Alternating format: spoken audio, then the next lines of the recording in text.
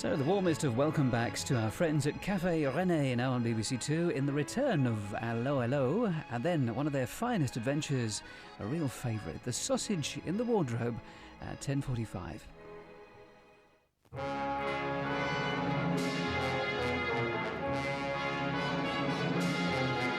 During World War II, one mild-mannered man from Nancy faced a secret war with many enemies. God, what a mess I am in.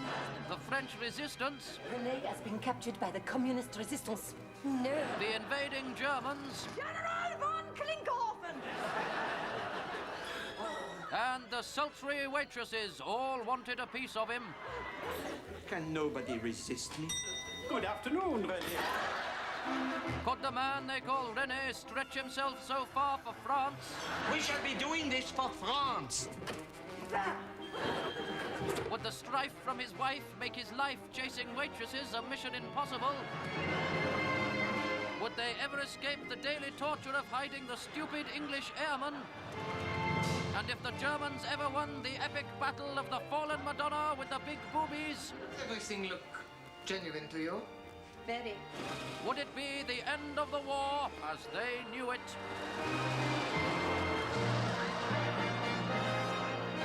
All will be revealed in the Return of Allo Allo.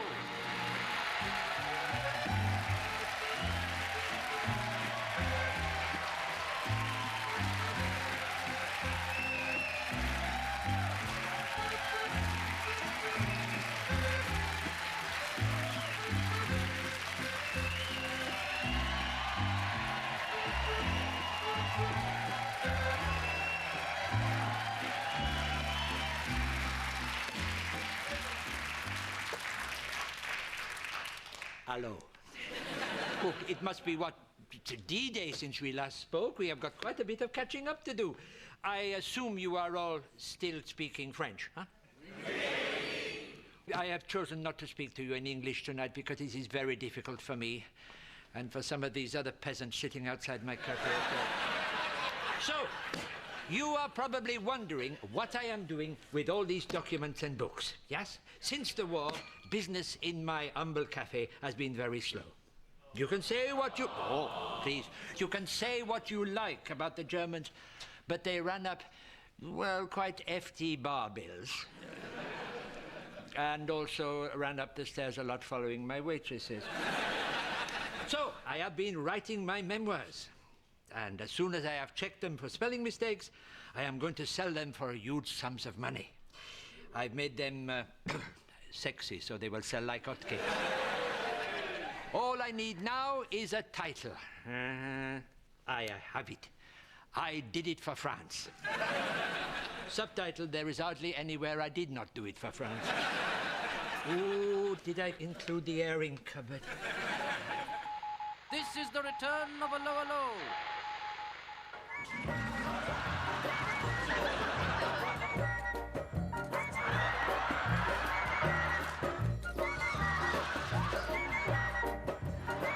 I think the idea of Allo Allo was to model it on a French farce. It was just the comedy of having ludicrous objects and people always wondering what the girls were doing with the wet celery and the flying helmet. The Queen Mother, you know, was a great fan. I was pissing by the door. It was one of the joys of the BBC. Anything you wanted, you could get.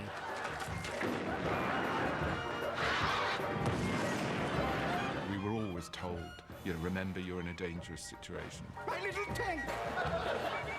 But our tank just carried on over my head.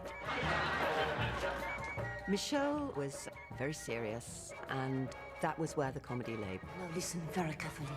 I shall say this only once. It was a wizard wheeze. Not cherries! Helga! I got quite a lot of fan mail, mostly from small boys, who thought I was extremely silly. Heidi clap, clap, clap, clap, clap, clap! Really? I get embarrassed easily. And he knew I didn't want to take my clothes off particularly.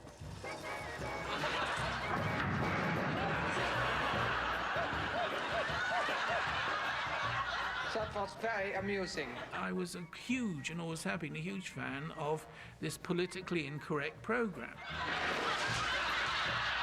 That was not so amusing.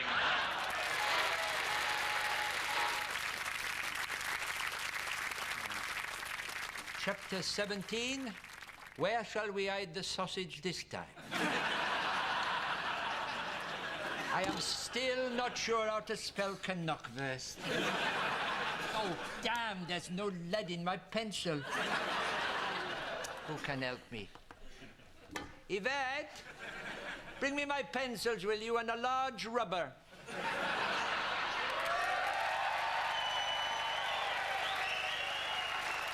Oh, Rene! Oh, Yvette! Oh, my big cucumber. My little cabbage. My gorgeous gherkin. My coquettish courgette. My button mushroom. Must be the cold weather, I see. No. Hey, Yvette, there is something I need to ask you. As you know, I am editing my memoirs, huh? Oh, am I still to be found between the covers? Yes. I have you indexed on page 14, 23, 27, and 80 to 102. Yes, that was the night of the big air raid. You told me you felt the earth move. But that was because a 500-pound bomb blew up the pissoir. Rene, surely you are not going to put every detail in your memoirs? Well, yes. But the names have been changed to protect the innocent. I have changed your name, too. Oh, Rene, what times we had amidst the danger. Of my wife discovering our secret passions. Ooh, that night in the wardrobe. That morning in the airing cupboard. That afternoon in the hen house. I still remember those tickly feathers up my nose. I should have taken my hat off. Yeah. Ah, yes, I remember it well. There is a little gap here, look. In the summer of 1944, when you went away to stay with your Aunt Clotilde in Paris, yeah? Oh, Rene, did you miss me terribly? Well, to tell you the truth, I was glad of the rest. But when you returned, you were pale and trembling like a leaf. Oh, Rene, my guilty secret. What? What was it, you silly girl? You can tell me after all this time. It was a bun in the oven. No. Do not tell me I am a daddy. No! I was baking and I forgot to turn the gas off. It blew up the kitchen of my aunt. Well, why make that a secret? Rene, What? there was no insurance. Every day, I had to steal money from the till to pay for the repairs.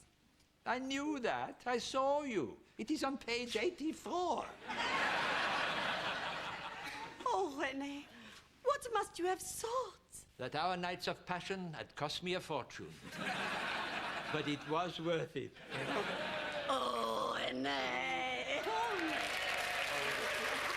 Yvette. Oh, Rene.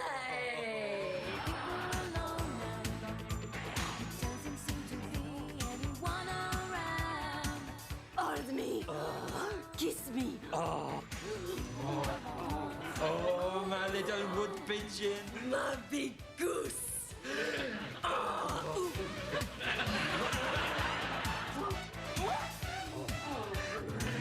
Does somebody want me, huh? Yes, I do. That's my little cabbage. My big cuddly bear. Parsnip. Carrots. My little chicken. Curly kale. Oh. When we are too old to make love, we will make wonderful soup.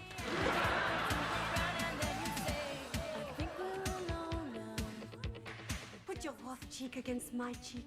Run your rough hands through my hair. Put your rough lips against my lips. Oh, Rene, I would do anything for you. Well, next time you go to the chemist, could you get me a pot of skin cream?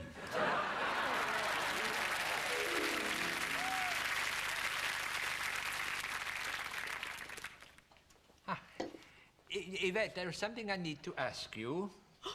Oh, Rene, after all this time, is there a ring involved?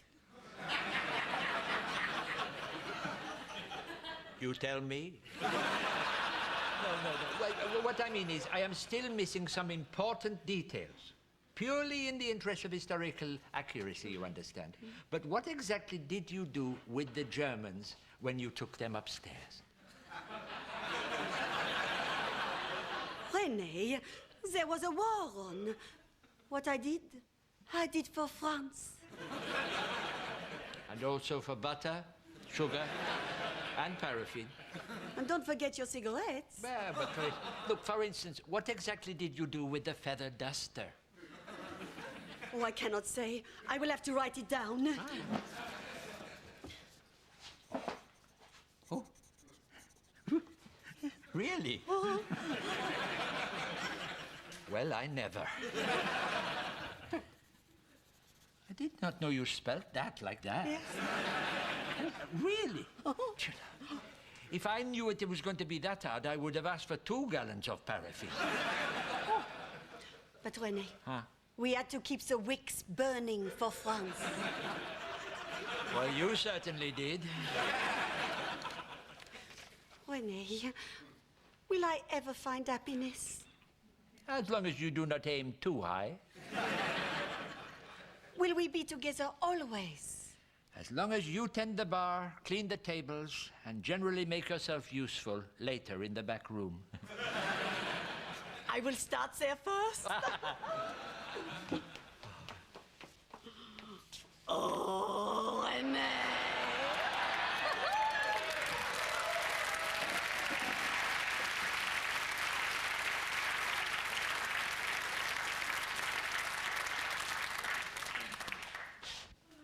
Forgive me.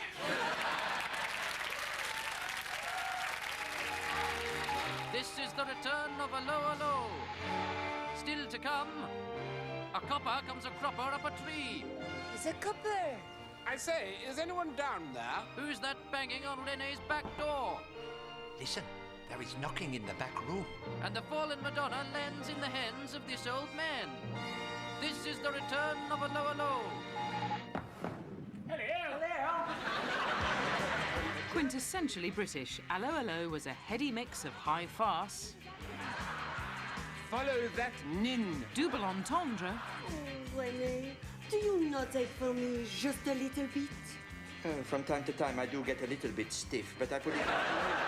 ridiculous wordplay, The troon carrying the sausage has been bummed by the RAF. and the most stunning location antics ever seen on a British sitcom.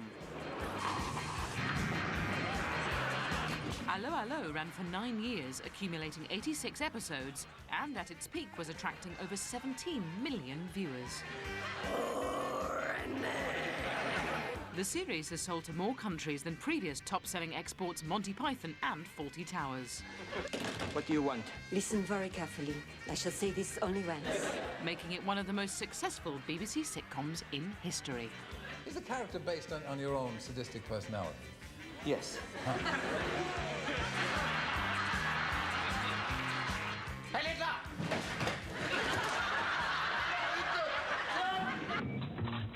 Allo Allo was the crowning achievement of comedy veterans David Croft and Jeremy Lloyd, who had already collaborated on the now classic 70s series, Are You Being Served? But in 1982, the writing duo were working on ideas for their next sitcom hit. The idea for Allo Allo came after finishing doing Are You Being Served? I sort of was daydreaming and suddenly thought, well, why don't we do something about the French resistance? And I phoned him up, not realizing it was 12 o'clock at night, because he goes to bed at about 9. And so he woke up and said, what is it? I said, why don't we not do this show we're doing and do the French resistance instead? Small cafe or something like that, you know, excitement and drama. He said, we'll start tomorrow, good night. And so we started the next day. I think in about 3 days we'd written a script, and it was joy to write all the time. And of course Jeremy is a superb comedy writer. Humour just pours out of him. He's a funny man.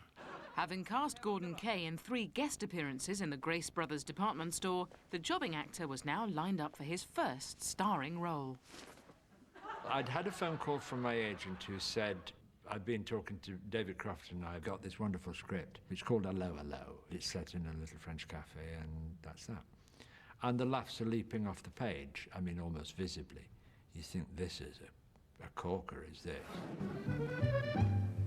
Set during the Second World War, Allo Allo tells the story of René, a French cafe owner who makes the most of the German occupation.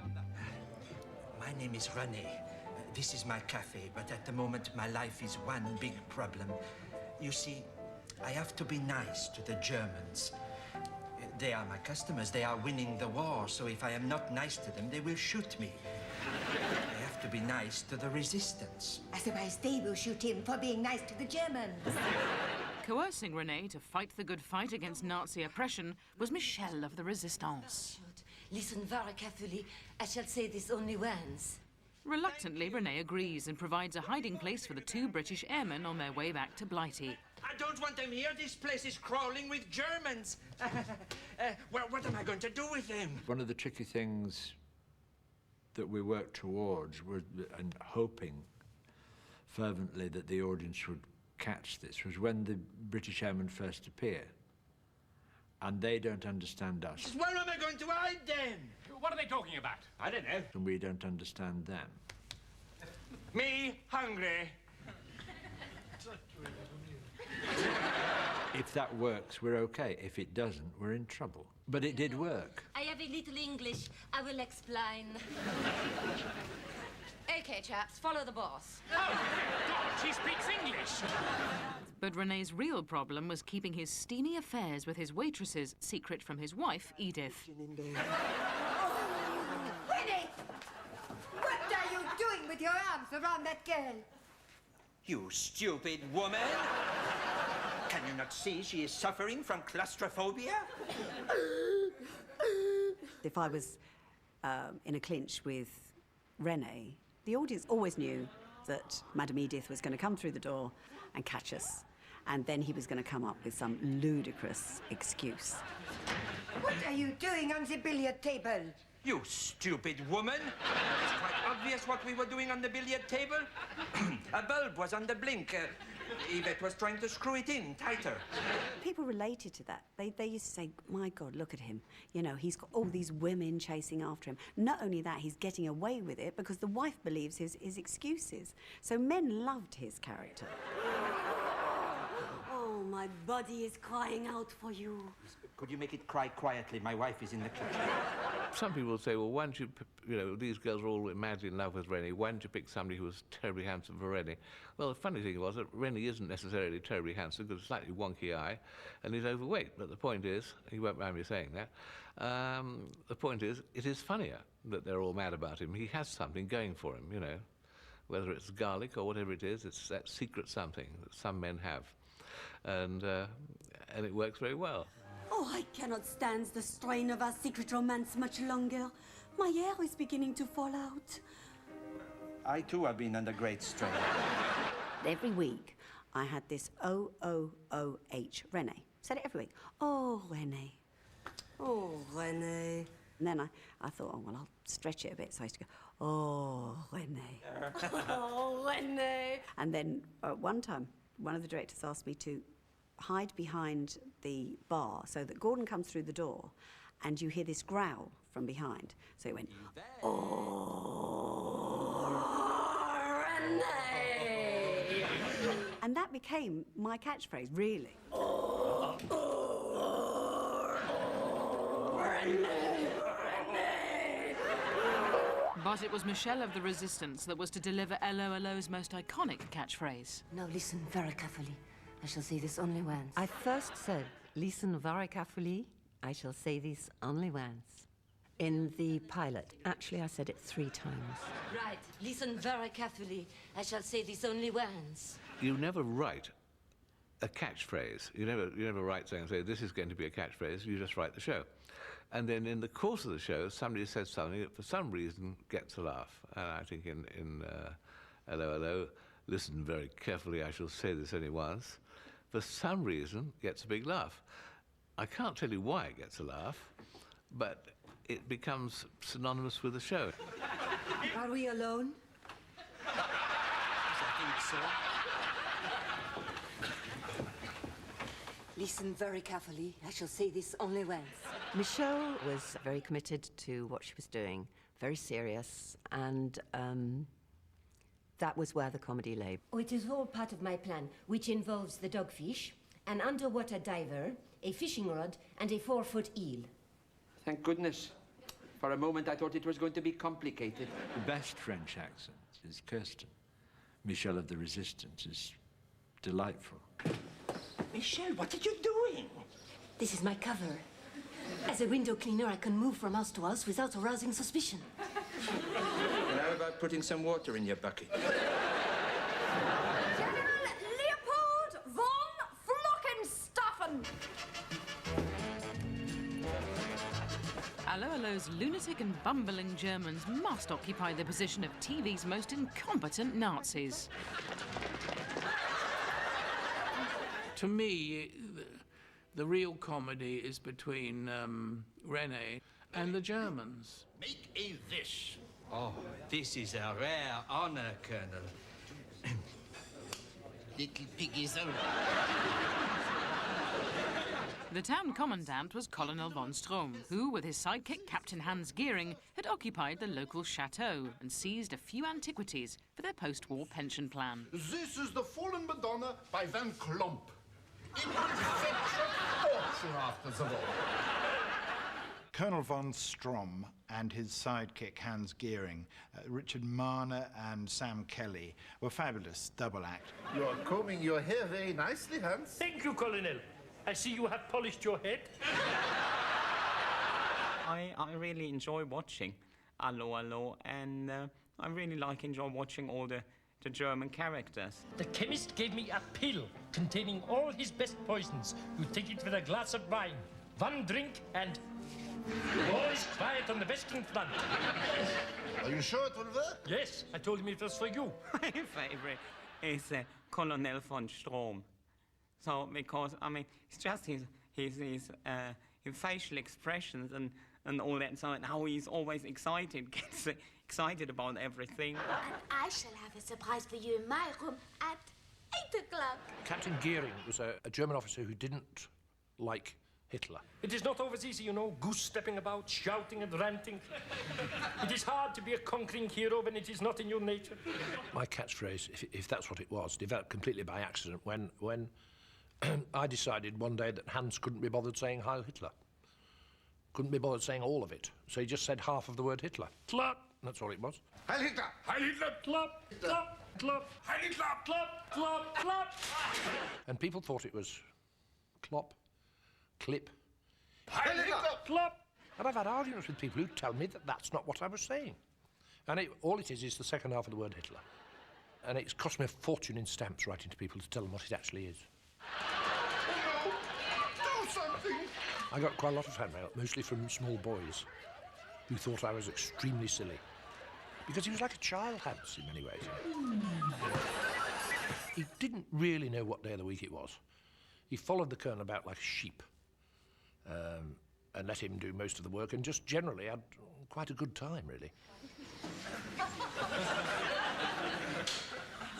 Hans, is the secret camera operating correctly?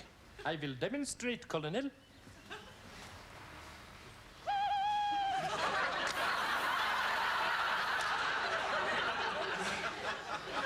Do you think anyone will suspect an owl with a 3-second exposure? Only another owl, Colonel.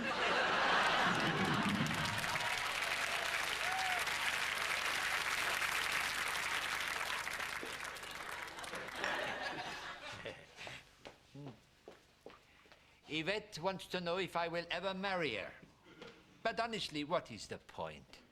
We are French. Who knows what fate has in store for me, huh?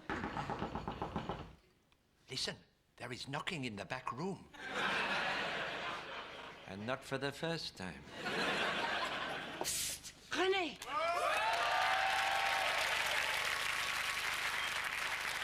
Michelle, formerly of the Resistance, why can you not come in through the main door like normal people? Listen very carefully. I shall say this only once.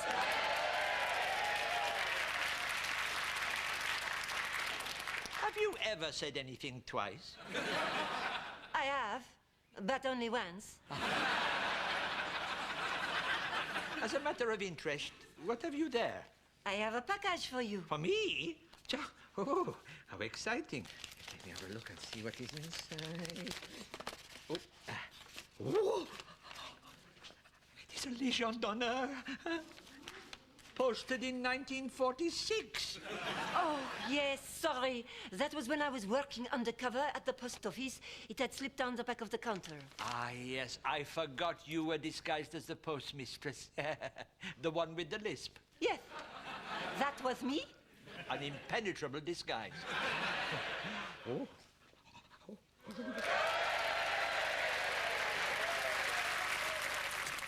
Of course, normally General de Gaulle would have done this. Well, yes, but his big Uta would have got in the way. Listen, actually, Michelle, I am rather glad you have dropped by. Well, you are probably aware that I am doing my memoirs. Ah, yes. So many tales of daring do. And quite a few of daring don't. Don't move. Now listen very carefully. I shall say this only once.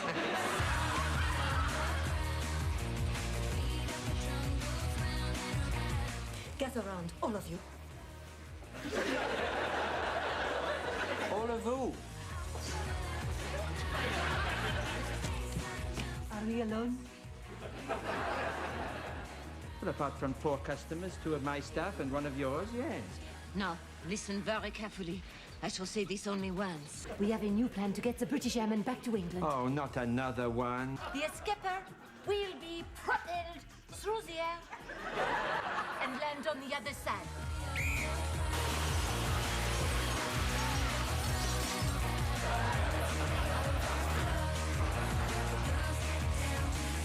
Listen very carefully. I shall say this only once.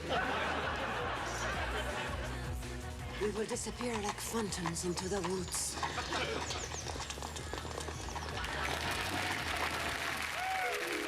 You see, Michelle, there are still many gaps I have yet to fill. Is there anything I can do to help? Well, yes, as it goes. Something has been eating away at me like a mouse gnawing away at an odd bit of cheese. Well, come on, Rene, out with it. Oh, yeah. Michelle, what exactly do you wear under this Macintosh? I have been wondering for ages. You amaze me, Rene. Huh?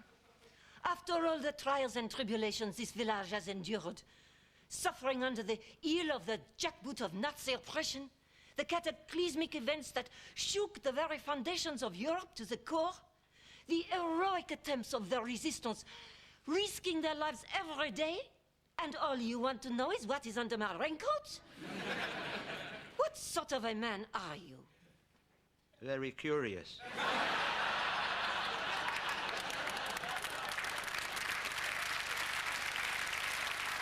In that case, you must wonder no more.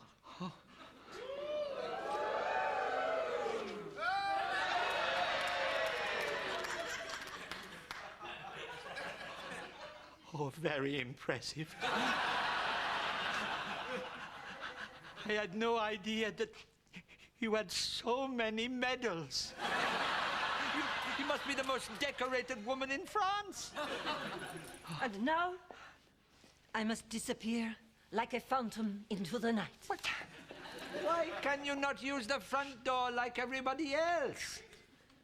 Oh, Michelle, what I would have given for just one night with her. Yes, but listen very carefully. It would have happened only once. This is the return of Allo Allo, still to come. Mimi LeBonc puts the boot in.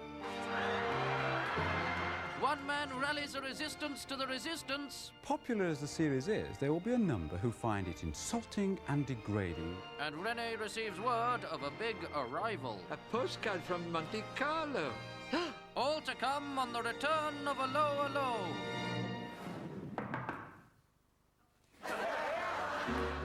By the time Series 2 started in the autumn of 1985, Allo Allo was achieving audience ratings of nearly 15 million viewers, establishing itself as the new family favourite. Jolly good! One of the reasons why Allo Allo became such a success was its cunning method of dealing with the French language. You speak the language, tell them to go away. What's he saying? I have no idea what I am talking about. I don't know, it's all in French. I think that's French for dinner. Go-y, walkie. She's not Chinese, you know. It was set in France, but everybody spoke English. But half the cast couldn't understand what the other half were saying because supposedly they were speaking French or German. That still makes me laugh now to think about that. The very concept of someone speaking a completely English sentence and then someone else saying, what did he say? I have no idea. Listen to me, my friends. What's she talking about, you suppose? I've actually no idea. The trouble is, I do believe they think we're Jerrys. Not Jerry's. Landed somewhere near here. Writers David Croft and Jeremy Lloyd then upped the ante with the creation of Allo Allo's most ridiculous character, Officer Crabtree. It is a copper. I say, is anyone down there? Oh, my God. Not another stupid Englishman. Arthur Bostrom's character parachuted in, possibly, and became an undercover gendarme. The worst and least convincing undercover agent ever in the history of espionage. Why have they sent us another Englishman? They sent me over because I speak French. Thank heavens for that. And he was sent over because he spoke French, you know. Not the brightest chap. I have brung greetings from British intelligence headquarters. What does he say? Supposed to be speaking French. It was bad French, but in point of fact, it was bad English. You know, it was very involved, and we weren't sure it was going to work at all, because it was very complicated, really. But it worked straight away. I have disguised as policeman, so I am able to move about with complete freedom. It's not just how bad it is, it's the attitude with it. With my disguise as policeman, I am able to escort you there. Look, can you not find a phrase book and improve your French? It is terrible. Nobody has complained so far. I thought, well, that's just typical, isn't it? I mean, it's like nobody's complained about, so that's okay then. You know, it's like, and that's kind of what we're like, really. Good morning. I think good morning became a catchphrase because it was used in one episode of I think, the second series when I first came in. And everybody was coming into rehearsals all week, greeting each other with that. Good morning. Good morning. Good morning. Good morning. David Croft is alive to that kind of thing and is known for catchphrases in his series. I mean, it's a great tradition he has. So, surprise, surprise, the next series, when that was written, I said it every week. Good morning. Good Morning was based very much on Ted Heath, who spoke very good French, but with a terrible English accent. And I thought that was very funny. Car il est certain que les décisions que nous prendrons tous. Edward Heath, who, well, had been the Prime Minister, and he used to speak, he was a sort of self-confessed francophile, but with no accent at all. So it was, eh bien, nous sommes ici pour, you know, it was sort of frightful. There was no attempt at an accent. An elderly lady outside in a bath chair has been heating the bottle. I think being a policeman was a very clever choice. After a while, I think he completely forgot that he was a secret agent. He's posed as a newt. And in later series, I had my own set. You know, there was a little police station, you know, set, which was nice. Will you please stop bonging the bill? And there was a whole scene I did with Rene where, you know, he wanted to be protected in a cell and I wouldn't let him in unless he confessed to a cream. Here is a list of creams. I will tick what you have done. Murder. No. Manslaughter? No. Rope? No.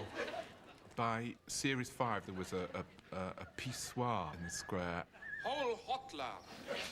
And that was actually demolished by a tank. Okay. They recorded it up to the point where the tank almost got to it, then they stopped, and then they put the dummy dressed as me in it. And this model of me kind of went, you know, like this, and the tank just carried on over my head, you know, and I was watching it. I can remember thinking, I know this, it's like, I wanted to look at my contract. Am I coming back in the next series? You know, it was actually really weird. Then I re-emerged out of the rubble to say the immortal line. There is obviously no piss for the wicked.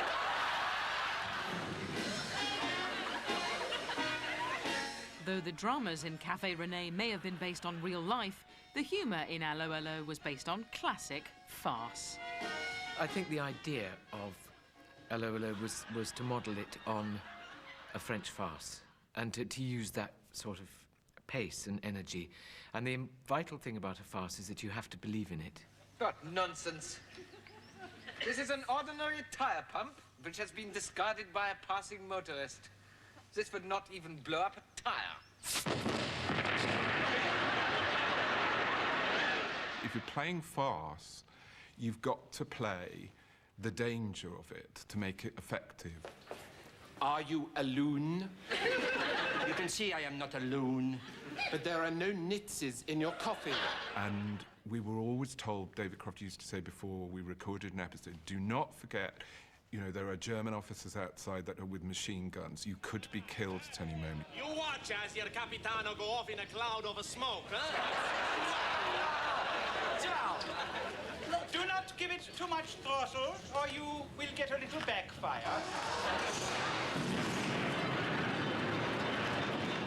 There's a cartoon-like quality to a lot of David and Jeremy's jokes, which is, I think, why it appeals to very small children as well as adults. I give him too much throttle. One large thread running through the story was the painting of the Fallen Madonna with the big boobies by Van Klomp, which is obviously an incredibly valuable painting. I suppose it would rank with the Mona Lisa in terms of value and fame. All the time I'm seeing your eyes being drawn to that painting. I am captivated by it. Examine it more closely. Yes, Heflik. Fallen Madonna with the big boobies. There's another example of something that had real resonance in the truth of the war. The Nazis did steal lots and lots of great works of art. Getting your hands on the Fallen Madonna and her big boobies proved such a popular joke that it ran for the 9 series, with everyone wanting a piece of her action. What about the painting? Yes, the Fallen Madonna with the big boobies. She was handled by many. Give the painting to Heflik.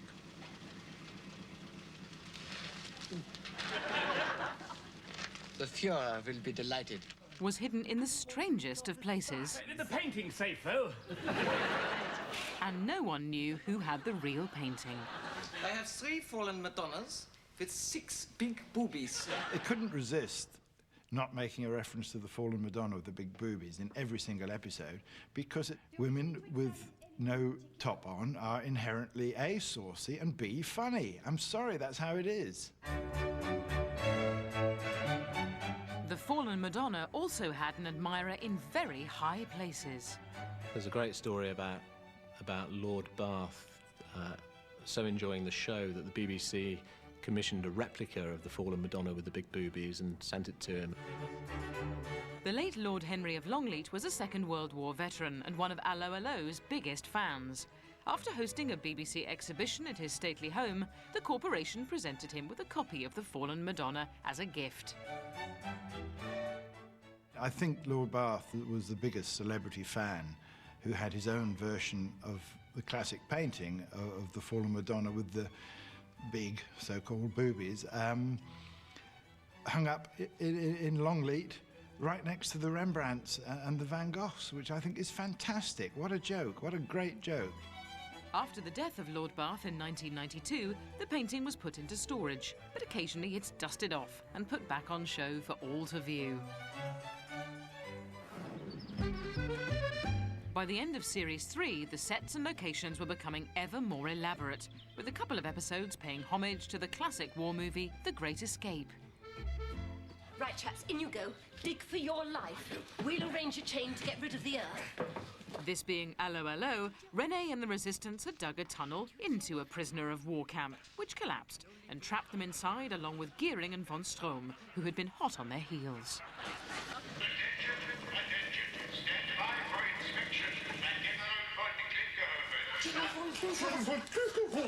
We took over part of a disused army base, which at least gave us the Nissen huts.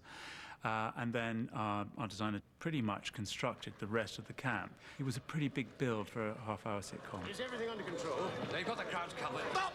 Parking in the rank! Up yours! It was also in this camp that we saw the departure of one of the show's most popular characters, Captain Hans Goering.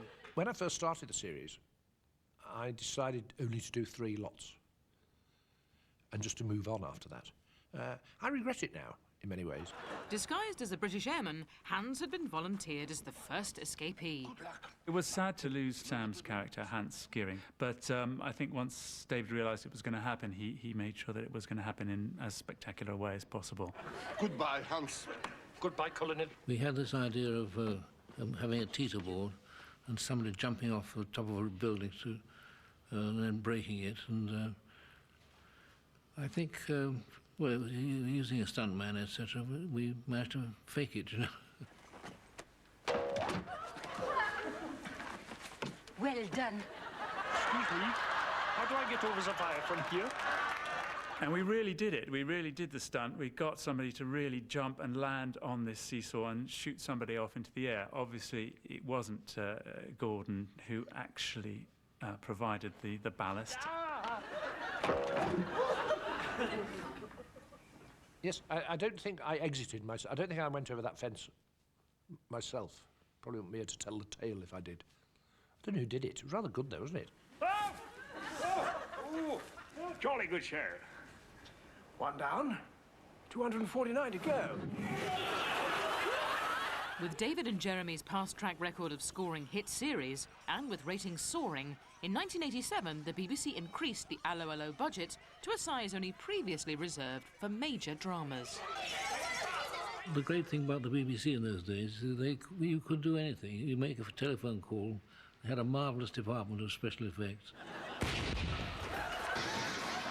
When you asked for something quite difficult, they made it even better, you know. And that was one of the joys of the BBC, that anything you wanted you could get within reason. We had the most wonderful props, which gave it a sort of almost a, I wouldn't say a Hollywood film look, but it felt like a movie. We could have aeroplanes. I mean, genuine flying aeroplanes, balloons, steam engines. Compared with normal television, you know, it was major, major stuff.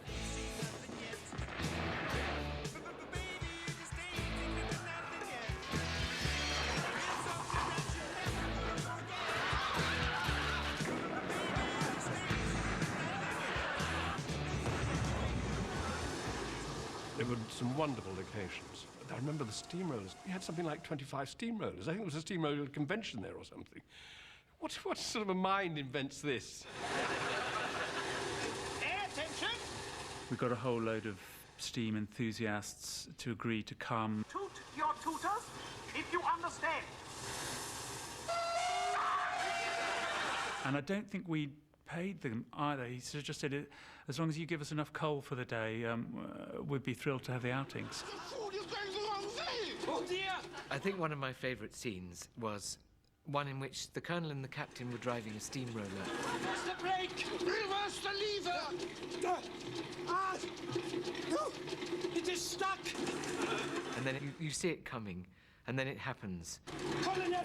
Oh.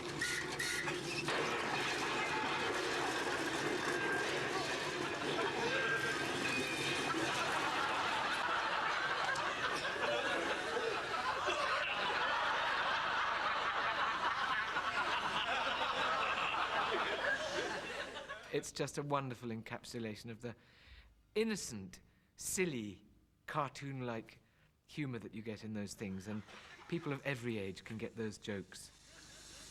Who has squashed my Gestapo staff? It was Captain Goering, Herr Flieg. This is very serious. The Gestapo is only insured third party.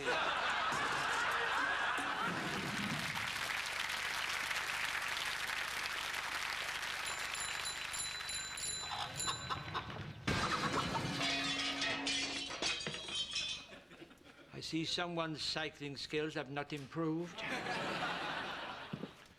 Good morning.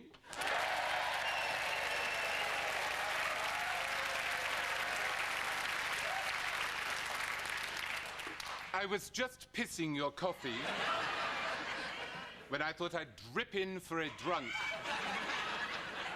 Officer Crabtree, how nice to see you. You know, every day I wonder why you never ever went back to England. Well, the French policeman's wages were good. The weather here is wonderful. And once I became a fluent French spooker, there didn't seem any pint. How conned? Up years.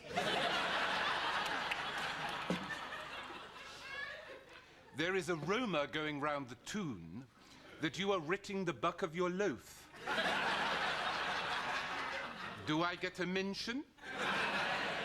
Yes, you get a mention, of course. It is here on page 34. You see that? Ah, yes, I remember it well.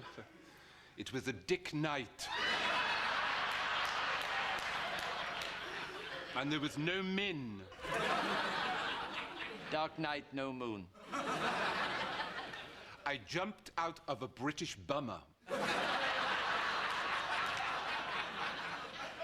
which was being chased by some German farters. And I parachuted over Nouvion.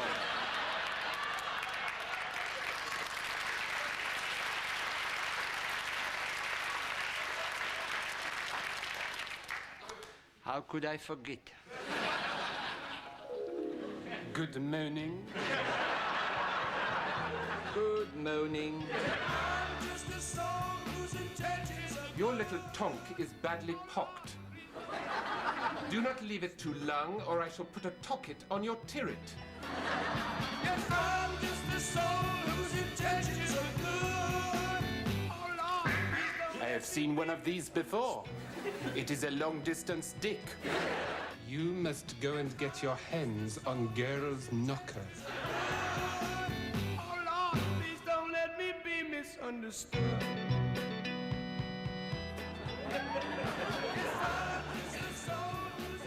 I am wicking in a ginger fashion because my policeman's pints are full of dynamite.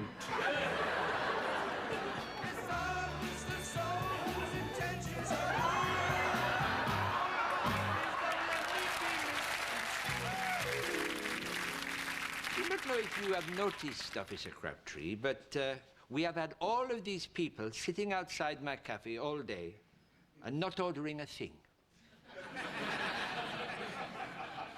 Good gid, look at the stoot of them. I would not mind them so much, but they never come in and buy anything. Well, they probably do not spook the long wodge. I will torch them. That is a bit extreme. Leave it to Moo. Okay, listen up, chaps.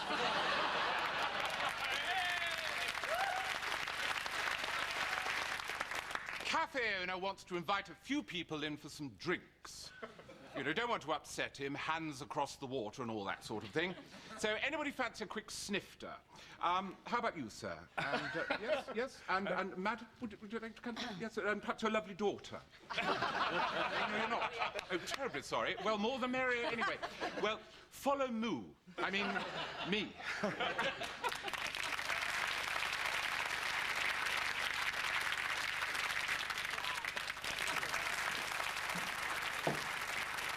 Hello and welcome to Cafe Renee. He says hello and welcome to Cafe Renee.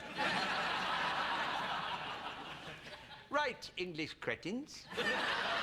Why do you not take a seat here and sit down? These are known as chairs. Maybe you do not have them in England. But please be welcome, you set of fools. He says it's very nice to meet you, and thank you for all your help during the war. I will give them some really cheap wine. Yeah? Here are a couple of menus. You might be able to teach them to speak some French, yeah? While he's getting his very best wine for you, I'm just going to teach you a little bit of French lingo. Just enough for you to be able to order some grub in a cafe. Rightio? Okay, right. The first thing is you've arrived at the cafe and you're jolly hungry. Now, the first thing you need to do is to find a table. So the French phrase for that is, I would lick a table. This is not too difficult, is it? No. Right, shall we have a bash then, lad? Yeah. After me, I would lick a table. I would lick a table. Jolly good.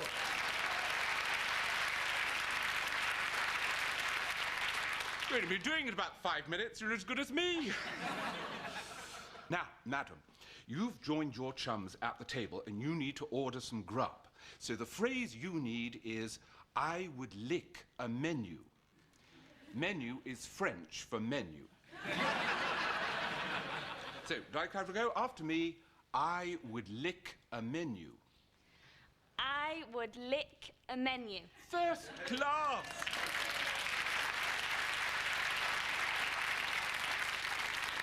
It isn't as difficult as it seems, is it? Now, sir, so far we've learned I would lick a table and I would lick a menu. Now, what would you say if you were wanting some service? I would lick a waitress. That will be extra. Still to come on the Return of Allo Allo. What the waitresses did for France with wet celery. Is it too droopy? Rene gets a rude awakening. And there's resistance from the real secret army. And as far as I remember, I was a bit pissed off. This is the Return of Allo Allo.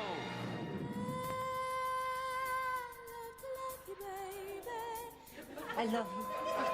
After only a couple of series, Allo Allo had become a runaway success, turning René Artois into Britain's most unlikely sex symbol. Run your strong fingers through my strong air. Unknown to head waitress Yvette Carte Blanche, second waitress Maria, played by Francesca Gonshaw, also vied for René's attention. Rene, you have started without me. But at the end of the third series, Maria left and was replaced by a brand new love interest, Mimi LeBlanc. Let my lips find your lips. Oh, it's me, Rene. Michelle of the Resistance brought her in as a new bodyguard for Rene. And of course, at 4'11", in a trench coat and a beret, looking more like Frank Spencer than a Parisian gang leader, who better to have as a bodyguard than me? My name is Mimi LeBlanc. This is my bodyguard. I will be the laughingstock of the old town. Show him. She was very stroppy and sort of, yes, a wonderful sort of... I think when she first came into the series, she showed wonderful physical presence. Beat the pair of you. And the audiences just loved her, both in the stage version and on television. When he leans forward to hear me, I will plunge the dagger between his ribs. He will die instantly. Mimi was fearless, slightly, maybe a little on the deranged side. She was a bit of a terrorist, really. Stand still and fight, you coward. Do you give up yet? Never. I will wring your neck if ever I manage to reach it. Now, you know I would not ask this of you normally, but you will be doing it for France. I will be doing it for 1,000 francs. What about Maria? She'd do it for 750. There was a serious element in that the girls did go off with German soldiers. Hello, soldier. That did happen, and we know that people had to survive in those circumstances. So if you want to find serious notes in the program, that that was quite a serious issue. I think you owe me a favor. Of course, Colonel. Yvette or Maria? Decide.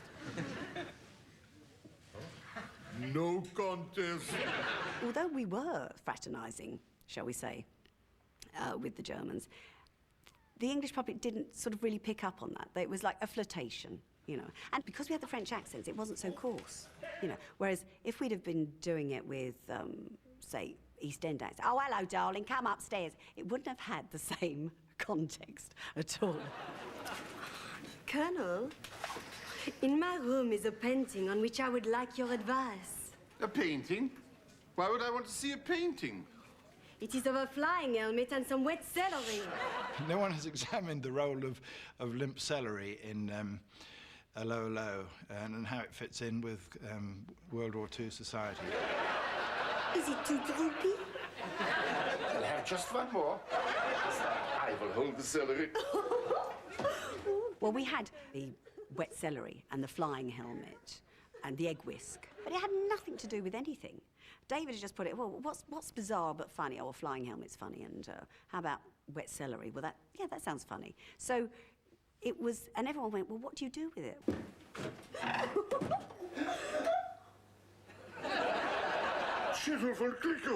But it was just the comedy of having ludicrous objects. And people always wondering what the girls were doing with the wet celery and the flying helmet. Pick up your clothes and get out of here! Yes, General! You may leave the helmet and the goggles. I've no idea what that particular vice entails, particularly the egg whisk. Room 6 for 10 litres. Oh, not the wet celery and the flying helmet. No, feather duster. But throw in the egg whisk. We might get some gasoline as well. We got a lot of laughs out of it for no reason at all, really. My name is Otto Flick, Gestapo.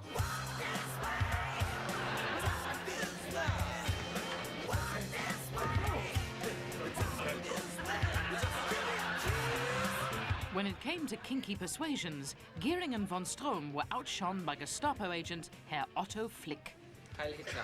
Heil Hitler. Who was originally sent by Hitler to retrieve that valuable painting of the fallen Madonna with the big boobies. Continue to look. I shall not return to Berlin until the picture is found. Flick continued to make it his mission to flush out traitors on both sides.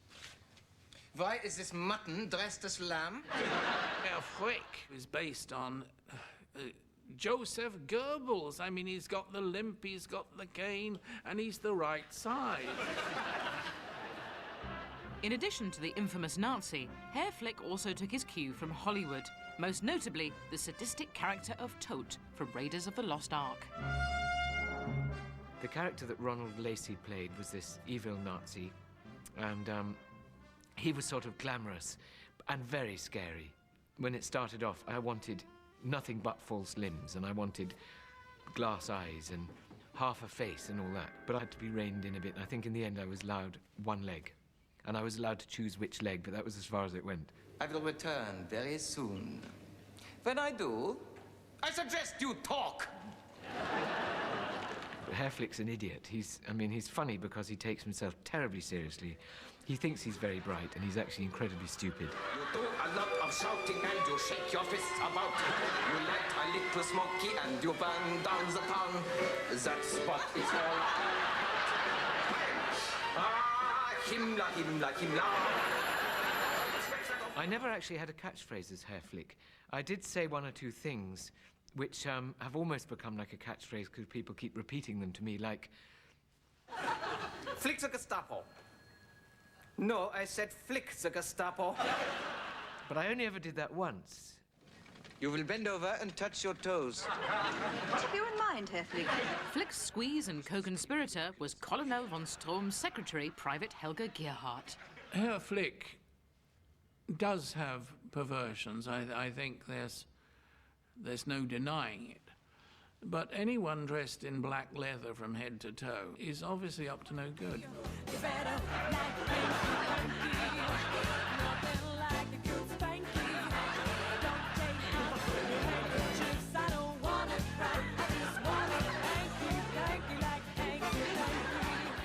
think the whole Nazi thing was a sort of sadomasochist's dream.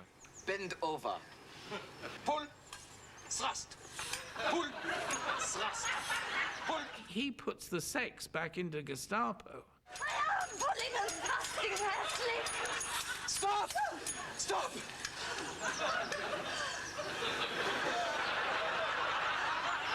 Was that all right? For me, excellent. By the mid-80s, Allo Allo's winning formula looked like it could do no wrong. Here's David Wallin of Preston. Congratulations to the BBC, the writers and the cast for bringing us the funniest farce for ages. Allo Allo is brilliantly done. But not everyone saw the funny side. The programme Allo Allo is totally offensive. Mr. Thomas also says, to make a laugh-a-minute comedy of such an unmitigatedly grisly subject is quite monstrous. When the first episode came out, I think it was one of the Sunday newspapers, Sunday Times, I think, said, "Are these the depths to which the BBC has sunk?" So it wasn't universally favoured. There were people who were offended. There was the occasional letter to the Radio Times and to newspapers. The Radio Times published letters accusing the show of bad taste, which prompted Robert Kilroy Silk to devote an entire edition of his brand new daytime chat show to the subject. Good morning. This evening, some 15 million people will tune into the BBC One for the return of Allo Allo. But popular as the series is, there will be a number who find it insulting and degrading to the memory of those who fought in the last war. I do remember Kilroy Silk actually getting a show together where he tried to drum up sort of whole cross-section of people to say whether this was bad taste or not, you know, Allo Allo. I've seen air crew shot down right away. I seen a navigator. In fact, I rescued him from a burning Lancaster. And this man was anything but funny. Kilroy was at his most earnest in examining the issues surrounding Allo Allo, which is funny in itself. To think now that a whole programme of kind of daytime naval examining would be devoted to a silly sitcom. I watch it, I see it, I turn it off. I can't be bothered with it because it is so trivial. I think about 2 people out of the whole thing thought it was probably bad taste. I had a brother that was in the RAF at the, Battle of Britain. Which is probably representative of the rest of the country. There's always somebody that doesn't like something. And I had a brother at Dunkirk. Now, they both think the programme is very, very funny, and so do I. So he failed, really. Are you going to watch this programme? Which one? Allo Allo, tonight? No. You're not? Well, he's not going to watch it. 17 million people are going to be watching it at 7:35 tonight. Pretty place, France. Don't you think so, Fairfax? Not only did Allo Allo suffer blue rinse complaints about trivialising the war, but it was also accused of racial stereotyping and making fun of our European neighbours. You notice whenever we pass these peasant people, they seem to stare at us in rather an odd way. I mean, I've been accused many times of writing stereotypes. I'm happy to say yes, I do, you know. Hold it up! Oh, Rene! Mamma mia! It's clear that the Germans were stupid. There's my chicken. The English were extremely silly, We're riding on the wrong side of the road. and the French were very randy. Everyone got it. Every single nationality got it with both barrels all the time. So I don't think anyone could really feel that they came out of it with any pride or dignity. Hey, you. How you like the good time with the biggity hero? You must forgive me, but I am not very keen on moustaches. That's Gruber.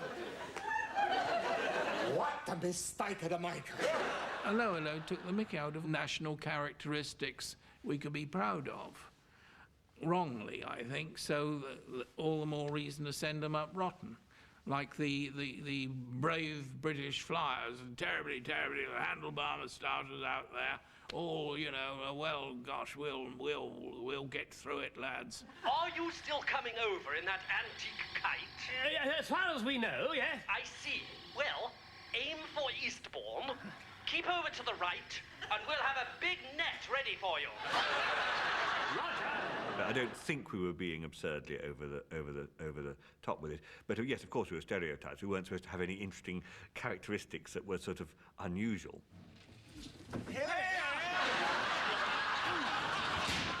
It was a wizard wheeze, you know. Here we were, and what were they going to do with us next? And we had no responsibility, you know. Carstairs?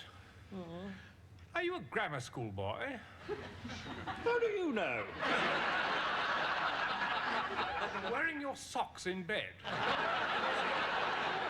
And the war's going on, and they say, I wonder what's happening at Lord's. I wonder, you know, and what's the Germans around the place? And well, I hope that this war doesn't affect the cricket, you know. Mummy, could I reverse the charges just this once? You see... Damn, they cut us off. You never asked who won the boat race. Damn, I knew we called about something. Bill. Oh, I do wish he would stop writing to me. Oh, a postcard from Monte Carlo. It is from Mimi, my pint-sized ex-waitress. Oh, dearest Rene, weather in Monte Carlo lovely. Hope rest of the war went well for you.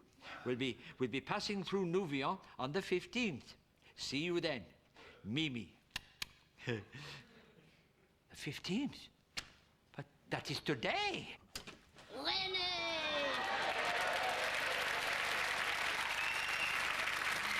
Oh, my little Mimi. Rene, quickly, hold me, kiss me. Shall I get a chair? Not now, Rene. It is impossible. Why is that, my little wild rabbit?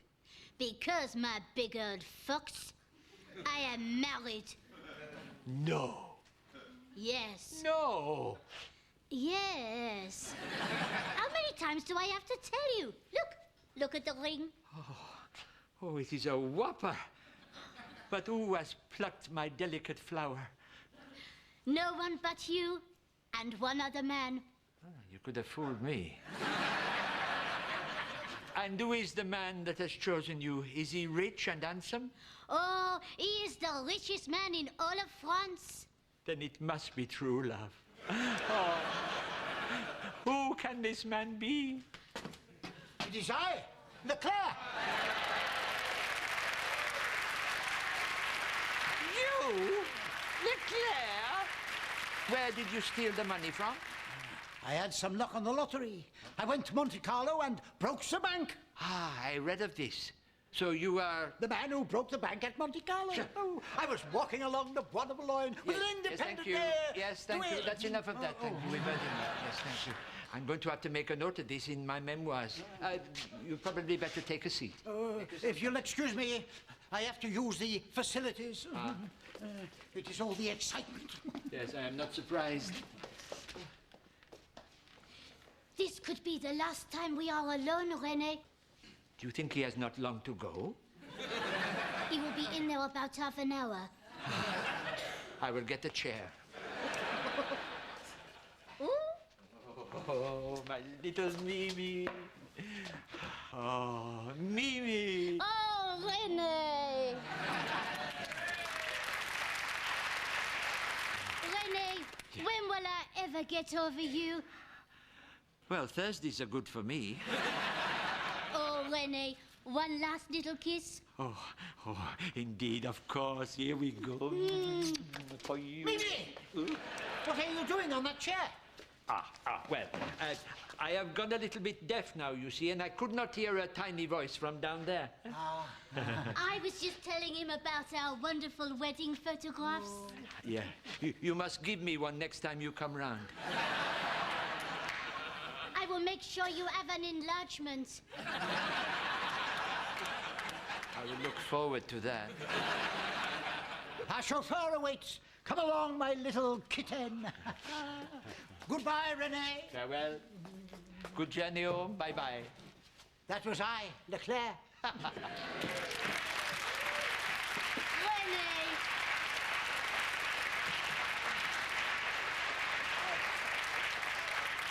Well, who would have thought it?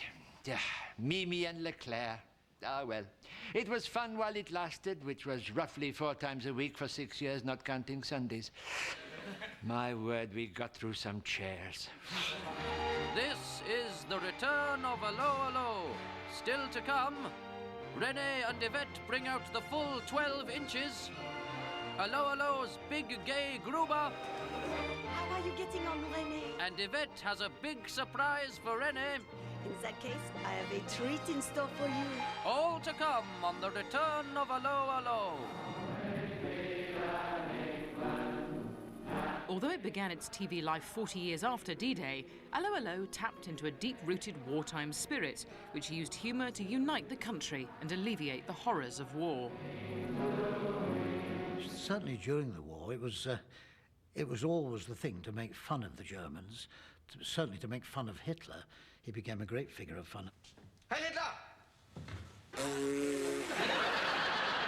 It seemed to have the same camaraderie, the same laughs, because we laughed during the war. It wasn't all horror. Even at horrors we laughed, we had to.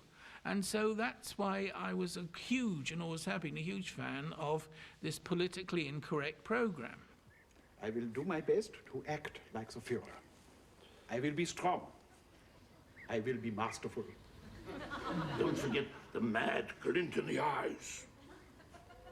The producers of Allo Allo have always insisted that it was a parody of a genre of war film and war television drama, which I think is fair comment, because these things are ripe for it. I find it almost impossible to watch Reach for the Sky, much as I love it, or The Dam Busters, without sniggering quietly at the sort of, not just the wooden acting, but the laboured kind of cliches. To the squadron commander, please carry out Wizzo prang on Jerry HQ before breakers to Morris. Make it a jolly good show and bang on. Toodaloo, pip-pip, tally-ho, Fairfax and Carstairs. I don't think the squadron commander will understand this.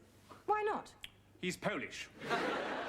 As well as many classic British war movies, Allo Allo took some inspiration from TV, particularly the highly acclaimed BBC drama Secret Army, which had premiered 5 years earlier in 1977. Set in Nazi-occupied Belgium, it followed the struggles of Lifeline, a resistance group who aided Allied airmen back to safety. Albert. Yeah. If Natalie can get them to Paris within the next 4 days, we know there is a guide who can take them to Biarritz. I was really attracted to the part of Lisa Colbert because the producers had told me that it was based on a real woman who ran this lifeline. Did your relatives get away on holiday as planned? Yes, they should be at the station by now. Running alongside the story of the resistance was the inside track on their plotting opponents at the local Luftwaffe headquarters. And I shall be personally responsible for all actions concerning the security service from now on. My name is Kessler. It was unusual in that you did see things from the German point of view, as it were. You saw their headquarters, them trying to catch the resistance, and then you moved over to the cafe restaurant, and the Germans came in and the two mingled. It was an unusual concept. Where is she? I've told you, Helene's in Antwerp. The series was created by Jerry Glaister, a former RAF pilot, who'd already produced the hugely successful prisoner of war drama, Colditz. Jerry Glaister had done his research, and every single episode had a very strong element of truth in it, and some were word-for-word recreations of genuine incidents during the Second World War. Look, this is ridiculous. Put them back. They thought we'd nicked the idea. I never thought of Secret Army, I just thought of adventure. You spent 2 nights at a farm a few miles north of Brussels.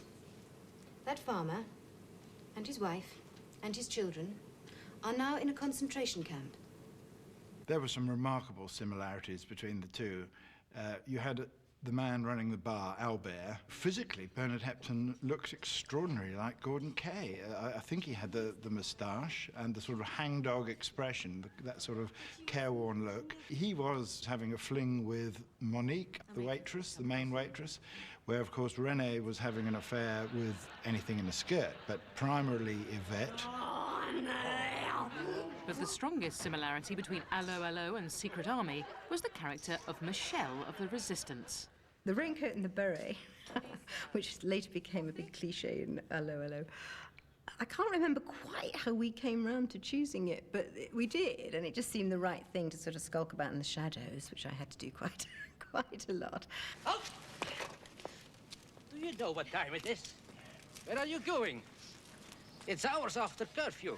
Listen very carefully. I shall say this only once. I never said, listen very carefully, I say this only once. I rather wish I had. No, I had more obscure lines than that. Hello, Jacques. I'm told the dogs have broken loose. Uh-huh. That was that, and of course, it was hysterical. 2 have now been caught, but the 3rd is still on the run. I've been trying to think when I first found out about Allo Allo and what my reaction was, and as far as I remember, I was a bit pissed off. Officer Crabtree has found the British airmen. They were hiding in a pigsty. What about the smell? I expect the pigs got used to it. Until I watched one, and then it all changed.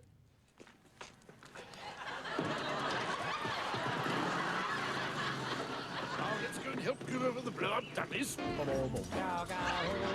In the world of 1980s sitcoms, Allo Allo's un-PC saga of Nazis, sausages and suspenders was in stark contrast to the political satire of Yes Minister, the lovable Cockneys of Peckham, or the unemployed Scousers of Bread. But family favourite Allo Allo held its own against the decade's new tide of political correctness and had one thing that no other sitcoms of the time had. Rene, I wish to speak to you confidentially. Can you bend over a little? Yes. The delicately camp Lieutenant Gruber was a bold move from the writers. Keep up behind you.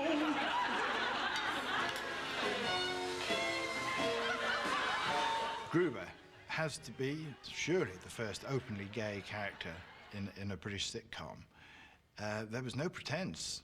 There was no sort of just camp feyness like Mr. Humphreys and Are You Being Served? Think you will be enjoying this one? Mad about the boy. Here was a guy who actually openly fancied another man, which at the time was probably quite daring, really. I want you in the back room.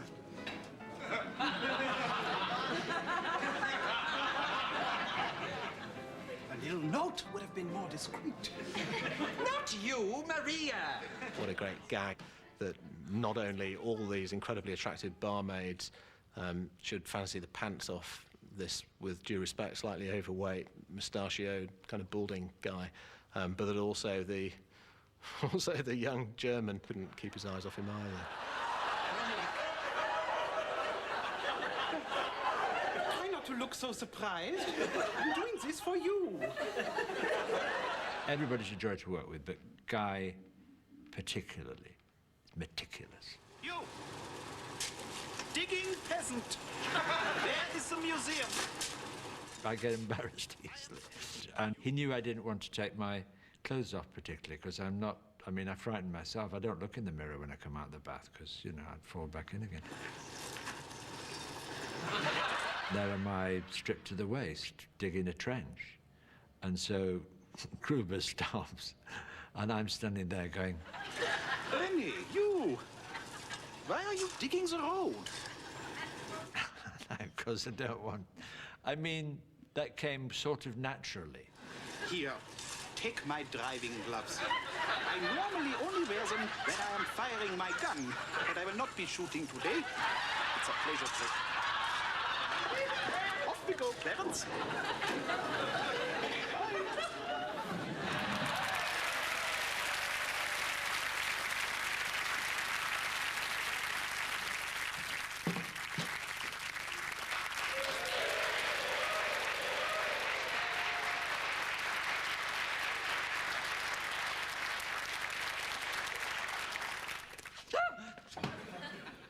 Hello, Rene.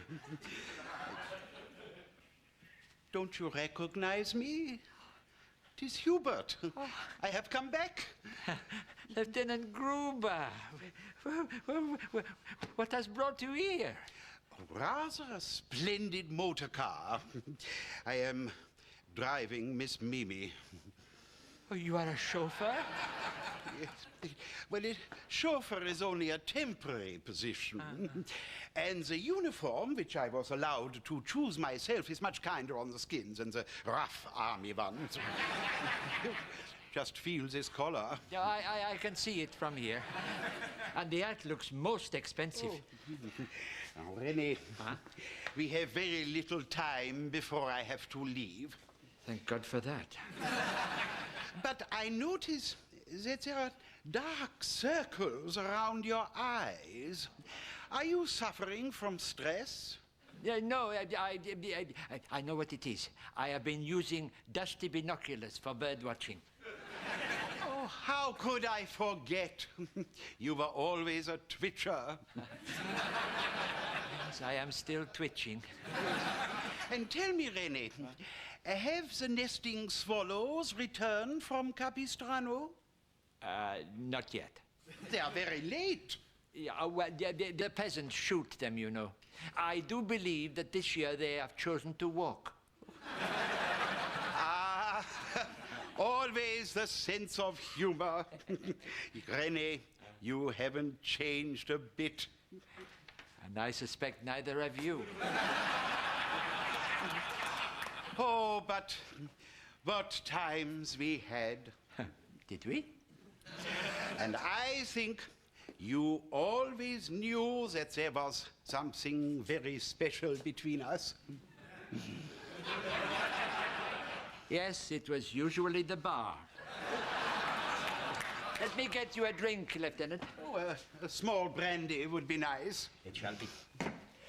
Everything is just as I remember it. Even the old piano. Tell me, is the old upright still working? As far as I remember, yes. And do you remember our song? Oh, there were so many. Mad about the boy. I know I'm stupid to be mad about the boy. I'm so ashamed of it, but must admit the sleepless nights I've had about the boy.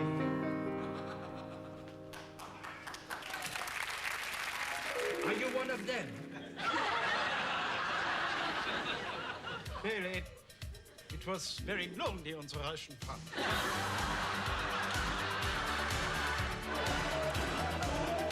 Do not tell me that you have dynamite in your trousers. Rene, do not listen to gossip.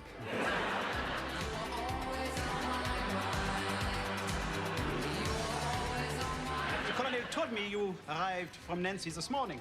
Yes, he's quite right. Is that where you and Rene were born? Yes, we were both Nancy boys.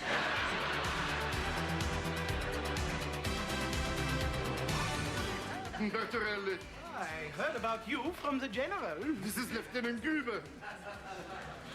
I heard about you from the general.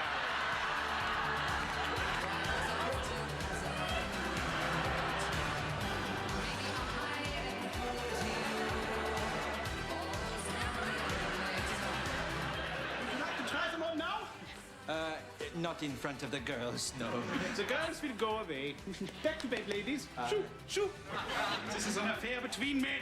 I'm feeling fine and safe and young again, and all because I'm mad about the boy. Duty calls, alas. I must be going. I confess, I have missed you, Rene. You have often appeared in my dreams. Well, there are nights when I sometimes wake up in a cold sweat. Goodbye, Lieutenant.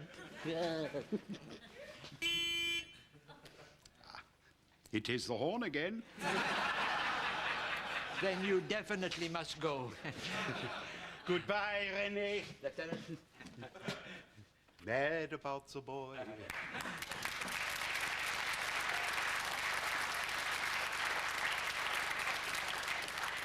Even now, my past still haunts me. My memoirs nearly had a rather frightening addendum there. Still to come on the Return of Allo Allo, a Frenchman gets his tongue around our Rene. C'est beau d'être patriote. Allo Allo's war reaches London's West End. The critics walked out halfway through saying this isn't even theatre. Plus, there's the classic episode, The Sausage in the Wardrobe. My, it is a whopper. This is the Return of Allo Allo.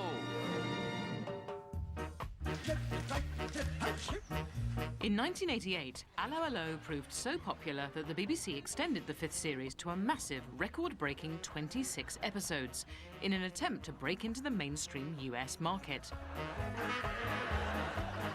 The bid was unsuccessful, but it didn't stop British viewers lapping up David Croft and Jeremy Lloyd's colourful send-up of Nazi-occupied France. Don't buy the stage with me. And one of the show's most popular characters was Madame Edith, René's wife and the cafe's tone-deaf chanteuse, played by the late Carmen Silvera.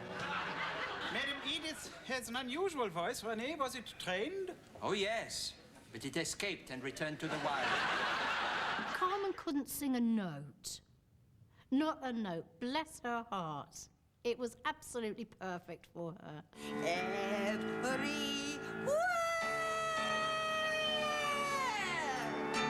To constantly hit flat and sharp notes when you're not meant to was an absolute art form that she really got that wrapped up completely. Rene, your wife has many talents. Singing is not one of them. Edith couldn't carry a tune in a bucket. She was quite genuine. She couldn't. My darling, why I sing this song. It added to the humour of the show, and the Germans reflected this by sticking cheese in their ears. Who is my happiness? Cashing in on their small-screen success, David Croft and Jeremy Lloyd shrewdly decided to make a theatrical farce out of life at Cafe Renee, featuring the original cast.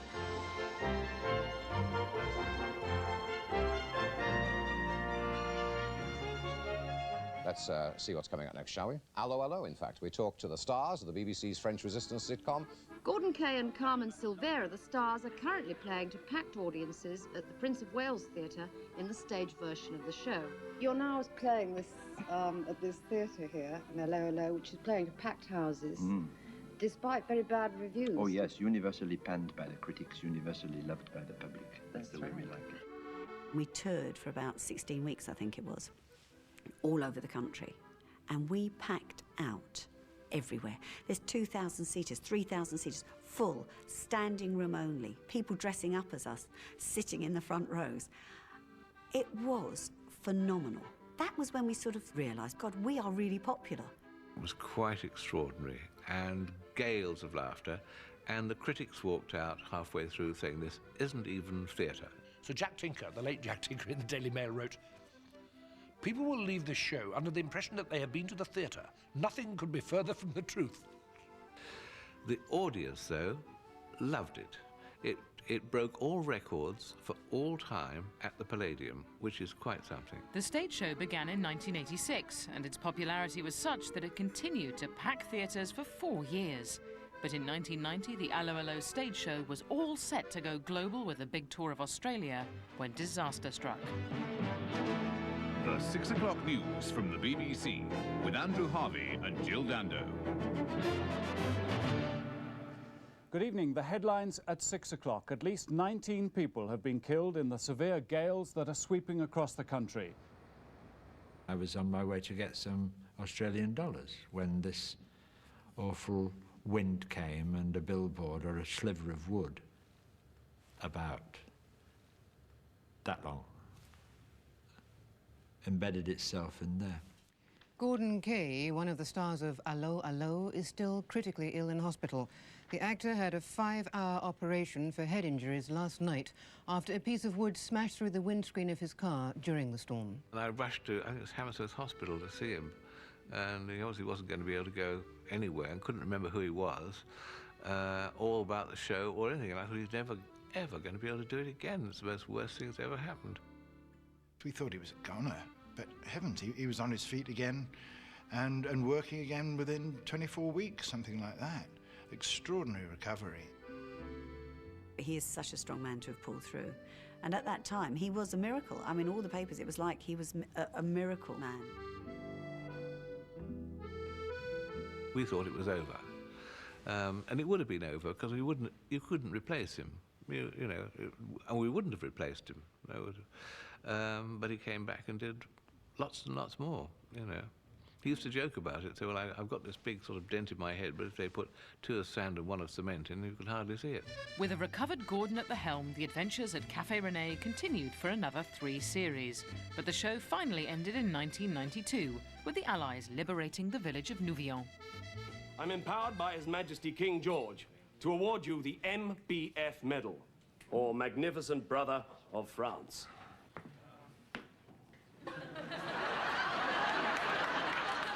Oh, thank you. Don't tell him it really stands for Mad Bloody Frog. Allo Allo had a 9-year run on the BBC, stacking up an incredible 86 episodes. And with all the accompanying books, videos, annuals and board games, this wartime send-up became a national obsession. The thing about Allo Allo is just how incredibly popular it was. Something like 17 million, well, you don't get 17 million watching anything now because times have changed, but even at the time, I mean, that was a very, very significant rating. And rating success meant the show's fame continued to spread beyond the sitcom stage and screen. Bonjour, bonsoir, bonsoir, bless my little soul. It's the good Monsieur Rene and his delightful wife Edith. How appropriate on Bastille Day. Apparently, there were clubs up and down the country that sort of had Allo Allo evenings. Let me introduce you to the members of the Allo Allo fan club.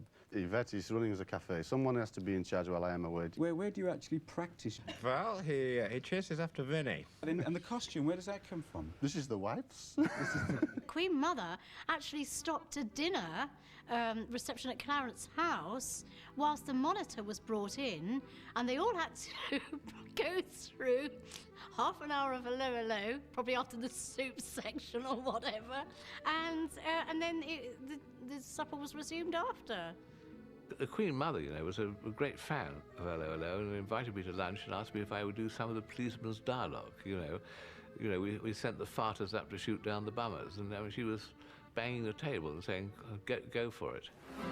From outright farce to unsubtle double entendre, Allo Allo's humour has travelled with surprising ease. I am here. I slipped up the back passage.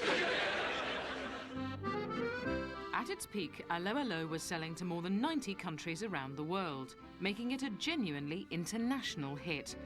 And the success continues to this day, with many global territories still enjoying the World War II frolics at Cafe Renee. Rene! I've never known quite why Allo Allo is so internationally well accepted, except that everybody knows the English and sort of everybody knows the Germans. And the Germans made themselves better known in 1939, 40 and up to 45 and 6 by invading all the other countries and making themselves extremely well known. Much nearer to home, Allo Allo's European Stereotypes even worked across the Channel in France, where it enjoyed cult status during the early 90s. Écoutez, c'est top secret, mais exceptionnellement, je vais vous le dire.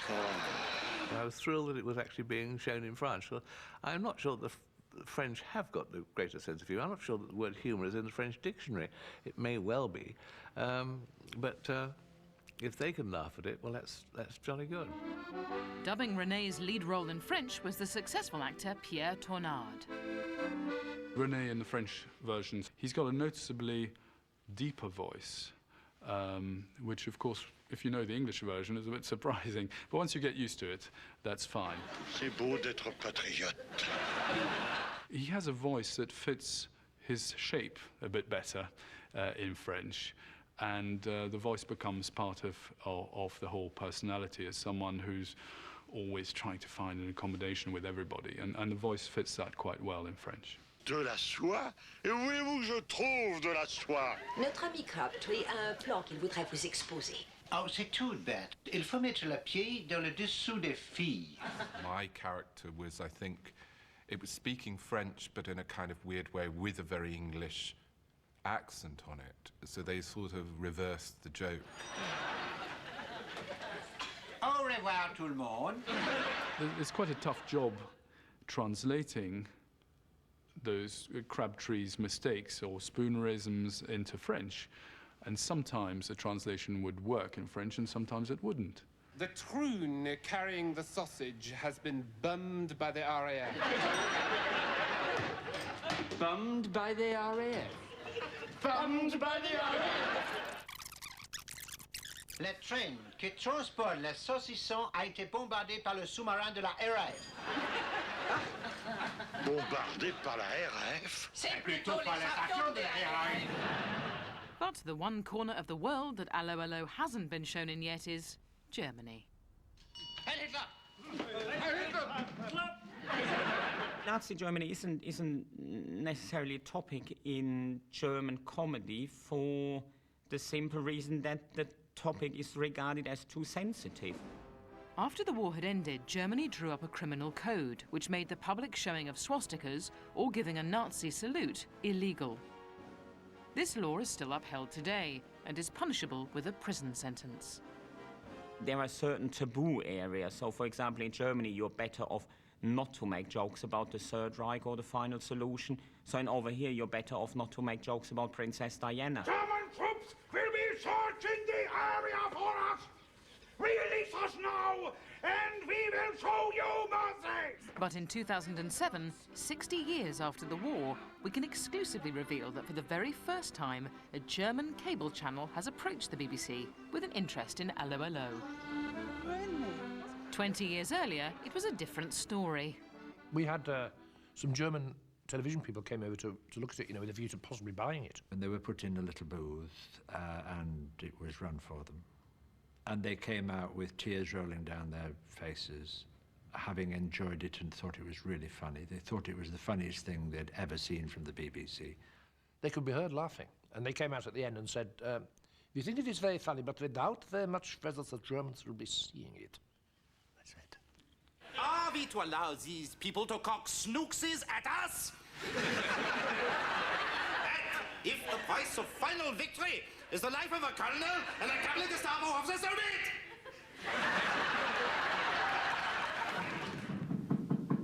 That is my mother. It is time for a supper. In some corners of the country, life in Cafe Renee continues, as Allo Allo the stage play is still a popular choice for Britain's amateur dramatic societies. One day, Rene, you and I will be old, and upstairs in the bedroom, banging. Up and down the country, probably 70 or 80 amateur groups are doing this show regularly. However, there was one Allo Allo spin-off enterprise that wasn't quite so successful. Rene and Yvette's Christmas novelty record. It's way,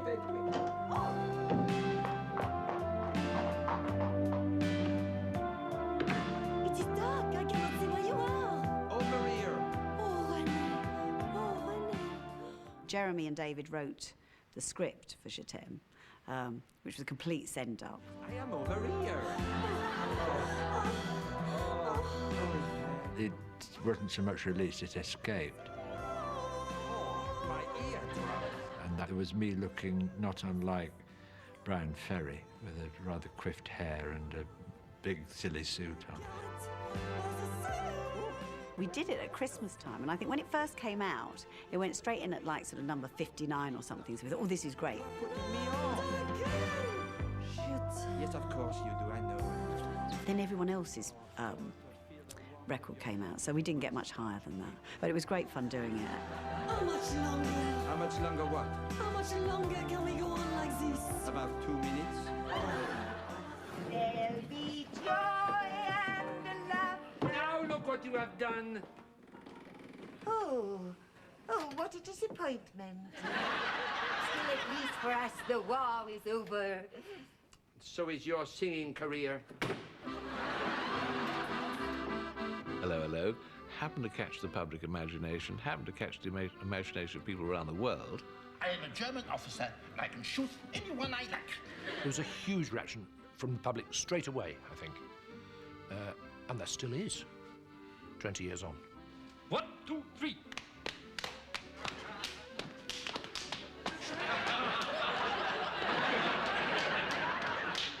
Would you have not done it? No, I wouldn't have missed it for the world.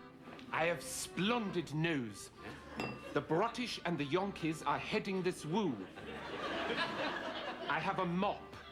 Would you like to take a leak? It was rare, and it was energetic, and it was original, and it had lively characters. I have bought you these flowers. If you do that again, you will be shot. Well, Michelle was part of my life for over 10 years, so I did become very attached to my character. All right, we are listening very carefully, so get on with it.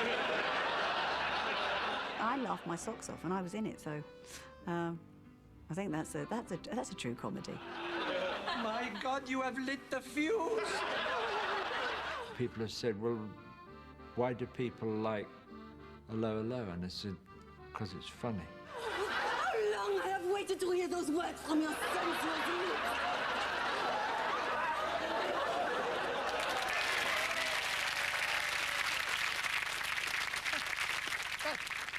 Not a bad read. Certainly not as bad as actually living through it. You know, looking back on it all, I suppose I should count my blessings. I still have my cafe. I still have my youthful good looks. And above all, I still have Yvette to keep me warm at night. Not so bad for a cowardly cafe owner from Nouvion who never wanted to be an hero in the first place. How are you getting on, Rene? All finished. Oh, good. In that case, I have a treat in store for you. In the back room. No, right here in the cafe. What, in front of all these peasants? I'm going to have to draw the curtain.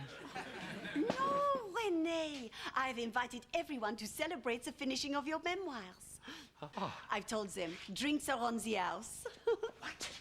On the house? Come in, everyone. You stupid woman. They will drink all my profits.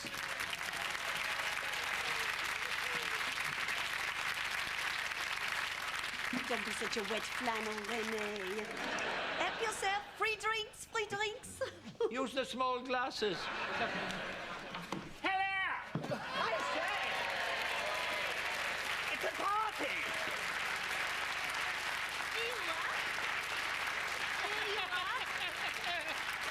I say, perhaps the war's over.